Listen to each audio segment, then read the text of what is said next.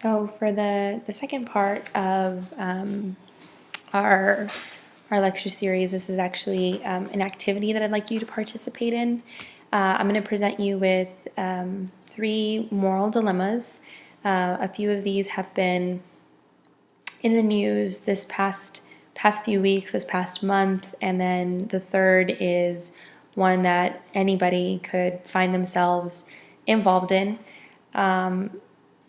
I'll kind of set up what the dilemma is and then present the question, what would you do and why?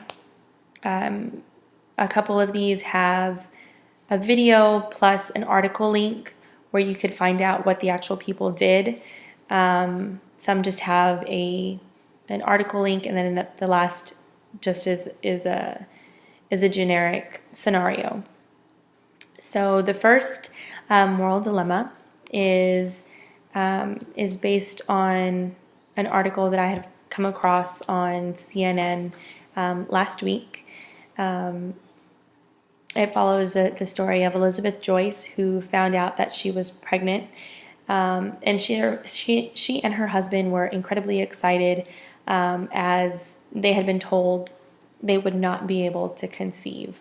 Elizabeth had sarcoma a few years prior, and through the chemotherapy, the radiation, she was told it was going to be nearly impossible for her to have children. Well, shortly after finding out that they were pregnant, Elizabeth's cancer had returned. The doctors told her that she needed to have a full MRI in order to find out how far the cancer had spread. Well, in order to have an MRI, these contrast dyes are used, and a contrast dye will kind of illuminate the malignant cells or the cancerous cells so they can see how far the cancer has gone. Well, these contrast dyes are very harmful to a fetus. So the family had to make a really big decision. Do we terminate the pregnancy and find out how much the cancer has spread and save Elizabeth's life? Or do we continue with the pregnancy and not know the true status of her illness and, until the baby is born? As a parent or as a potential parent, what would you do in this situation as the mother or the father? It's not what is the right decision, it's what is the best decision, and for every family, I think this decision is a very difficult one to make. So I'd like you to leave a comment in the video, or go to InStructure and make a comment in our discussion board. So for moral dilemma number 1, and where do you see it falling on Gilligan's model, as well as where do you see it falling on Kholberg's 6 stages of moral development theory? Okay, moral dilemma number 2. Now, moral dilemma number 2 is kind of, I guess, close to my heart. As an undergraduate, I got my degree in journalism, and it's always interesting to read about a photojournalist's point of view. Photojournalists often have this, really big dilemma. Where do you kind of draw the line in the sand to decide I'm an observer and I'm just documenting what is happening, versus I need to take part and assist and help and make a difference, because there's no way you can sit back anymore.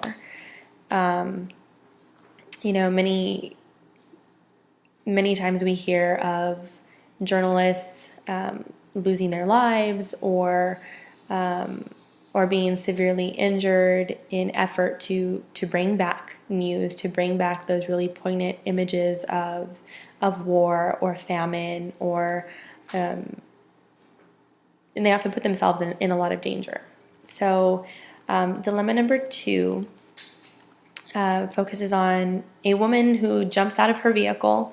She's calling out frantically that her baby's not breathing, and you, the photojournalist, know it's your job to document and report the news through still images.